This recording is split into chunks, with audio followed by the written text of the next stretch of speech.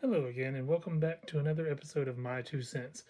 This week, I'm going to talk about Donald Trump because there's a lot going on. Donald Trump and Republicans. But first, just a brief mention. There's no point in getting too heavily into it. But the tariff situation, we all know how it's going. He announces he's going to put on tariffs that he will not take away. Then he takes away the tariffs. Then he brings back tariffs and puts more on, and then he takes away tariffs. And then he brings back tariffs, and then he takes away tariffs. And he brings back tariffs and takes away. And it's just on and on and on, and it's killing the economy. It's destroying the world economy. And I don't know why anybody is in support of it. But one thing I do question is what is his agenda against China? We all heard him blame China for COVID 19, which was a complete failure while he was in office. We all heard that he was putting on the tariffs to China, and then he raised them, and then he raised them again, and then they raised them again, and then he took away tariffs on the electronics because Apple and other electronics companies were telling him they were not going to be able to sell their products here with those prices, and on and on and on. So it's just a never ending battle. And it's like I keep saying on social media, a great leader makes a good decision and stands behind it. Trump is a horrible leader who continuously makes terrible decisions and changes them day to day. And who pays for it? The common citizen. And let's just think about more ways the common citizen is suffering. The Republicans have been in control of the House of Congress. This is now their third year of complete control of Congress. The last 2 years of Biden's term, Congress approved all of the um, money that went to Ukraine, Congress being Republicans. Last year, when Hurricane Helene hit here in North Carolina, and then the other hurricane that really ravaged the state of Florida the week after, which I can't even remember the name because it doesn't get the mention. And like I said, I live here in North Carolina, so I hear about Helene all the time. But Mike Johnson refused to reconvene Congress to pass funding for the victims of those two hurricanes until after the election. Why? Because he could make Biden and Democrats look bad, even though thinking people know Congress controls the funds. Congress is run by Republicans 3 years now. That is one of the things Trump was arguing about was all the money sent overseas to Ukraine. Big problem. Trump bypassed Congress and sent the money to Israel. $4 billion to Israel.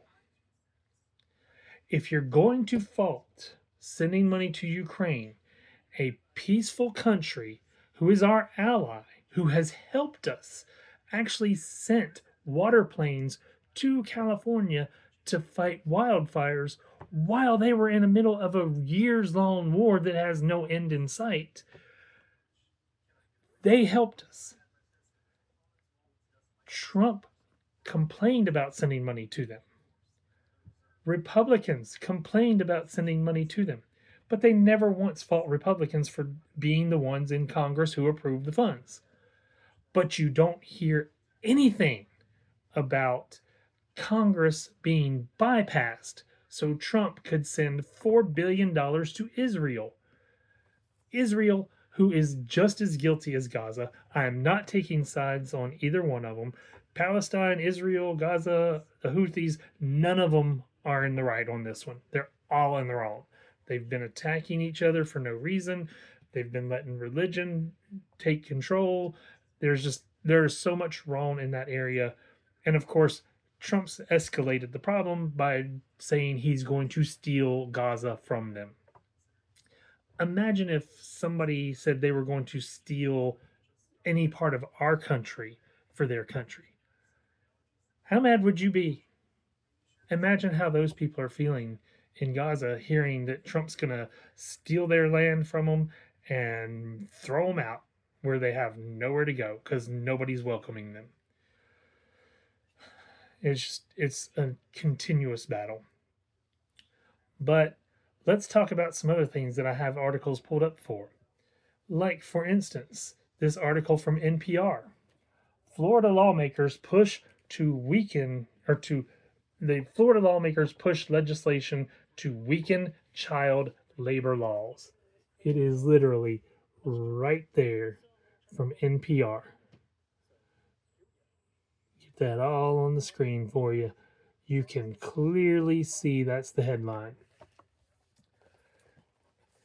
The key thing here from this article that I'm going to say, Florida lawmakers are working on a proposal to loosen child labor laws that includes making it easier for 14-year-olds to enter the labor force.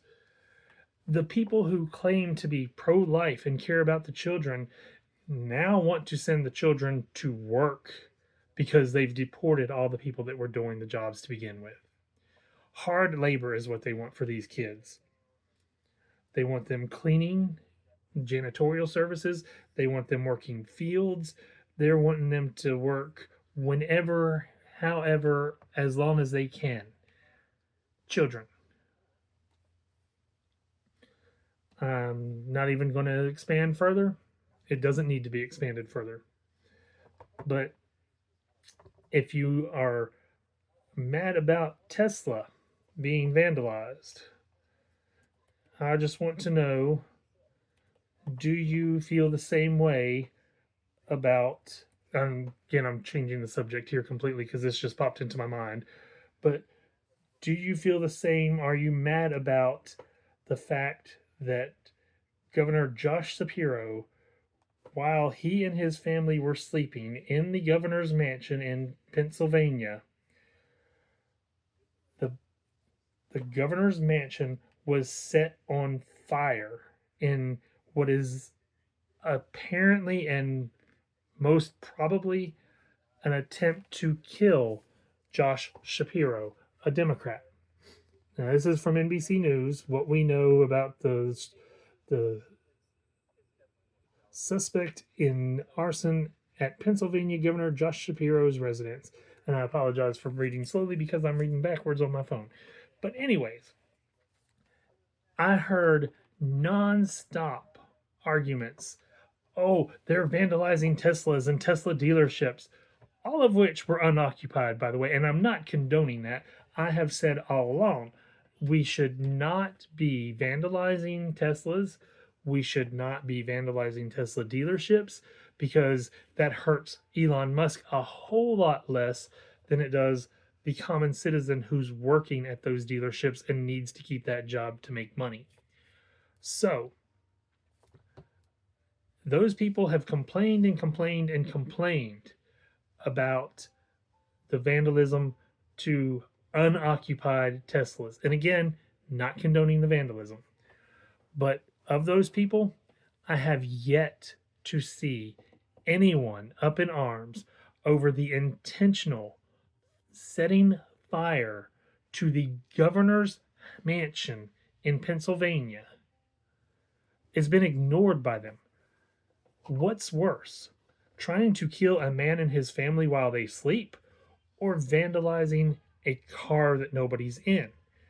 I mean, I'm going to put life over the empty car. And again, I stress this to no end. I have never once agreed with vandalizing the Teslas or the dealerships. I believe in peaceful protests. I do not believe in violent protests. However, if you're going to sit there and complain about an empty car being set on fire and not complain about an occupied governor's mansion being set on fire while the family is asleep, you are the problem. Do not dare try and tell me that the vandalism of a Tesla that's empty is anywhere close to vandalizing the governor's mansion and trying to kill him and his family. No two ways about it, not even close. But with that, that's all I'm going to say on that. We shall move on to another problem. Trump keeps making the rich richer at the expense of the common citizen. We see it in his tax cut proposal. We know that his tax cuts are for the extremely wealthy. Speaking of the extremely wealthy, we just had, was it Hoda and Katy Perry, I know was on it, go up into the outer space in a Blue Origin, I'm pretty sure, the Jeff Bezos rocket company. Why do you need to go into space? Why do you need to spend all that money? I mean, literally, it's a trip up. Oh, look, it's space. Back down. That's it. What good does that do? Sorry, I don't care how much money you have. If you're spending wasteful money on a trip to outer space to just go and see outer space and come right back, especially to just go and see outer space and come right back, then you can be paying higher taxes, absolutely can be paying higher taxes, such as Elon Musk, who has also done these celebrity rocket rides into space. And you can be donating your money to charity. You can be donating your money to helping the country. I mean, Elon Musk keeps saying his Doge is finding all this fraud. Of course, they find this much fraud, and then they say, no, we didn't find that much. We found this much. Then they get fact checked again. Oh, we didn't find that much. We found this much. So, how long is it going to take until they find no savings whatsoever? That's the question. But that's also with firing everybody in the government. They're firing people from NOAA because Trump said the wrong path of a hurricane and got ridiculed for it, and got ridiculed even worse when he redrew the weather map with a Sharpie. We all remember that. You can deny it all you want. It actually happened. You can look it up until he actually deletes the history of it. Speaking of deleting history, oh, let's talk about deleting history. How many times did conservatives get mad about a statue being removed? A statue with no story, nothing, just a statue gets removed. Oh, you're deleting history. The Trump administration has literally deleted the service records of the Tuskegee Airmen, the Jackie Robinson. He deleted mention of Harriet Tubman. And then public outcry caused them to have to put it back because they knew they were wrong. How do you defend this? It is blatant racism. It is blatant hate. You've got a guy from South Africa that is pulling the strings of our government right now who obviously wants to bring back apartheid. And if you think I'm wrong, this is a video from the Facebook that I've got set up that I want to actually play the volume for, just so it can be heard what Trump said, and basically a defense of the way Nazis treated people during the Holocaust. This on the heels of Elon Musk throwing the Nazi salute out at a rally, and Elon Musk posting a tweet saying something to the effect that Hitler and I don't remember who the other two were right offhand, but there was three murderous dictators didn't actually kill people. It was basically their employees. This is what Elon Musk has posted. You can look it up. I'm not lying. I just don't have it pulled up to show you, or I would. But this is what Trump said recently at the White House, of all places. Stories they told me. I mean, as an example, I said to them, was there any sign of love? You were there, 10 people. It's only 10, but it's pretty representative. Did the Hamas show any signs of, like, help or liking you? Did they wink at you? Did they give you a piece of bread extra? Did they give you a meal on the side, like, you know, you think of doing? Like what happened in Germany, what happened elsewhere. People would try and help people that were in unbelievable distress. Like they did in Germany. Gave them a piece of bread. They're not hiding their racism. They're not hiding their hate. They are telling you exactly who they are. And, it baffles me to no end that he ran on a platform that he was going to get prices down on day one. His supporters constantly said they're tired of paying higher prices. That's why they're voting for him. I heard it constantly from his supporters.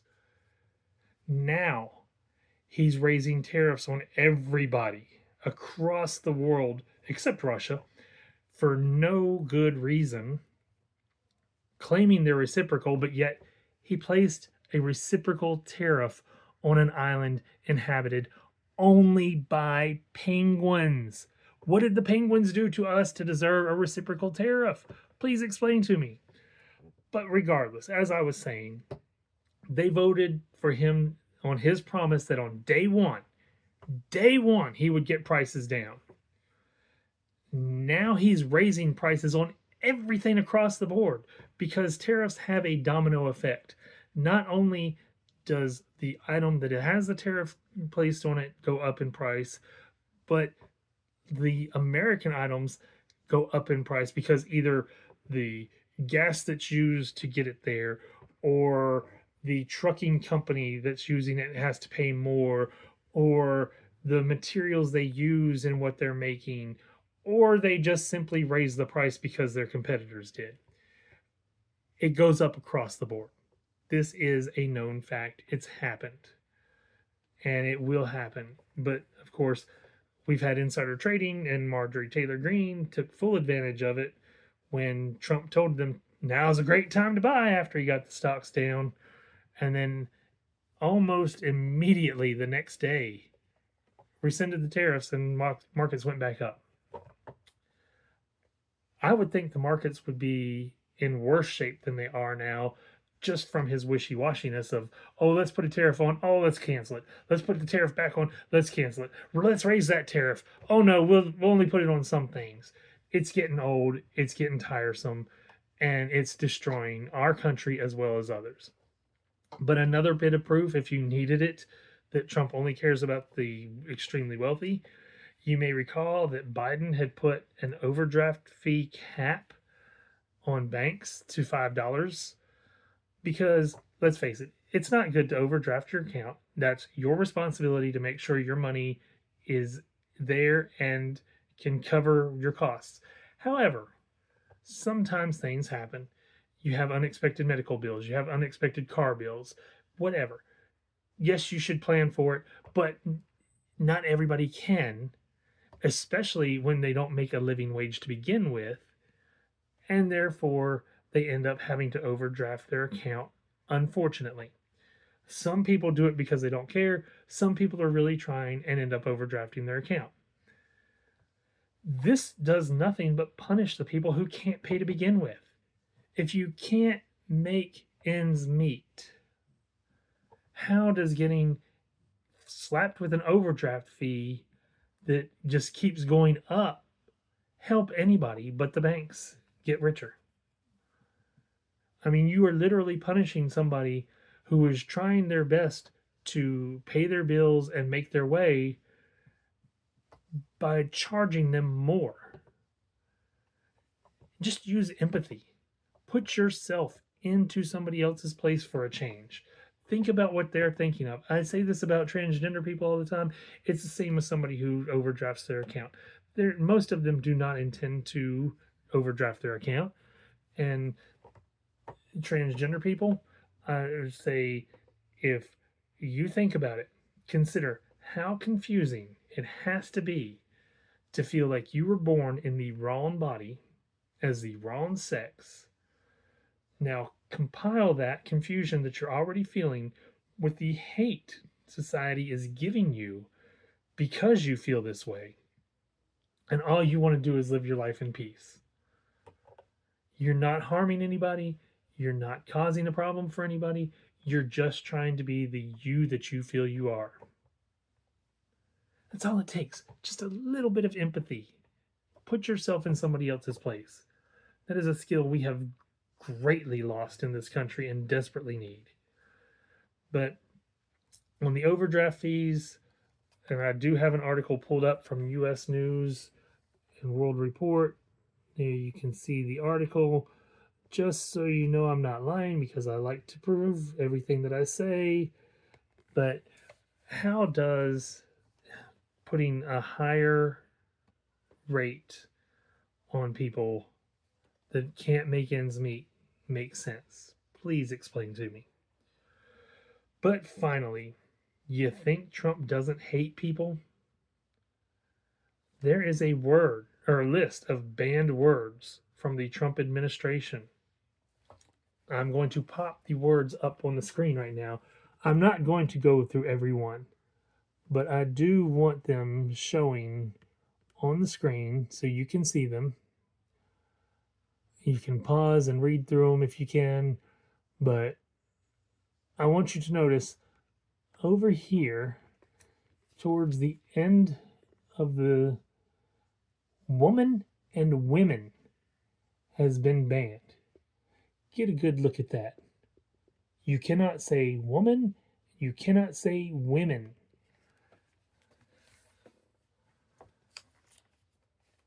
Let's see what else is on here. And of course, this is federal government's growing banned words list is chilling active censorship. It's from pen.org dash. It's the address is pen.org/banned-words-list/. See if I can get in close enough on. There's that address right there. But these are words that have been banned by the Trump administration, saying that you cannot say them.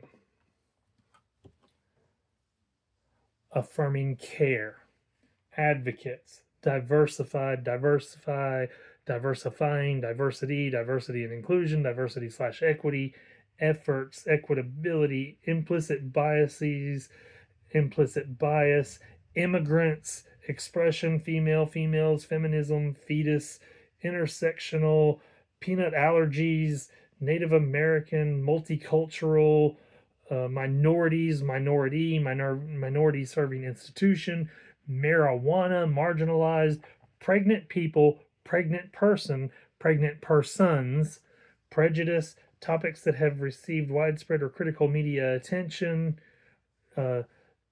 topics that have received recent attention from Congress, topics of federal investigations, they/them, systemic status, Hispanic minority, historically, identity, ideology, disabled, disability, disabilities, discriminated, discrimination, discriminatory. I mean, you get the hint. This is a horrible list. The article reads, a growing list of words and materials are being scrubbed from government websites and documents in an attempt by the Trump administration to remove all references not only to diversity, equity, and inclusion, but also to climate change, vaccines, and a host of other topics. PEN America has compiled a list of more than 250 words and phrases reportedly no longer considered acceptable by the Trump administration, from abortion to women, and including disability, elderly, Native American, and unsurprisingly, the Gulf of Mexico.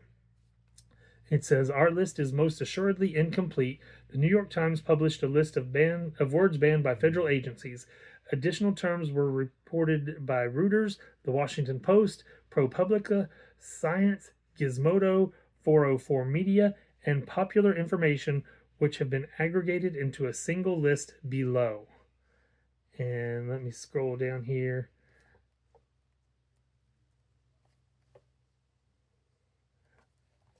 And it's way too long to go through.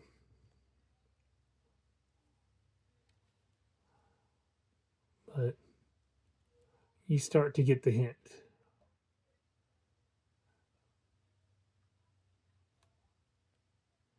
This is absolutely ridiculous that we have censorship in the United States. Censorship of words like elderly, woman, women, Native American.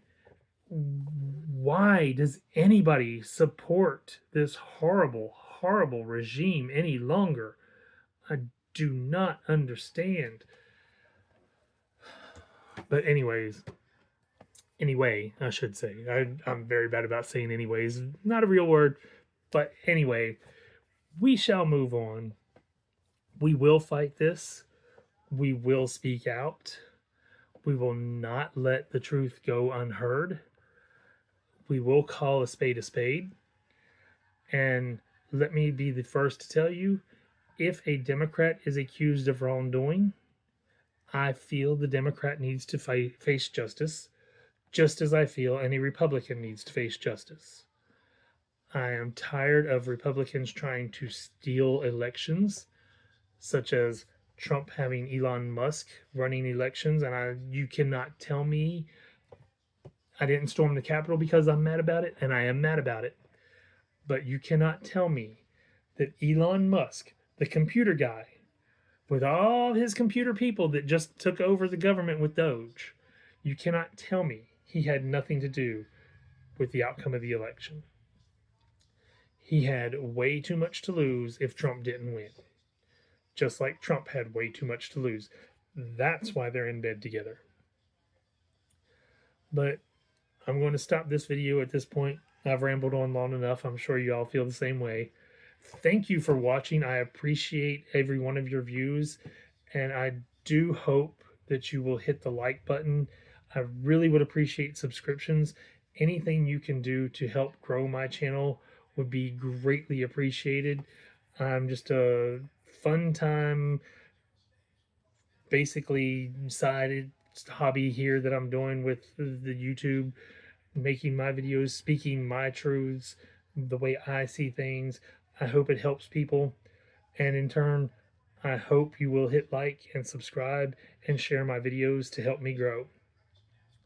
But again, thanks for watching, and until next time, goodbye everybody.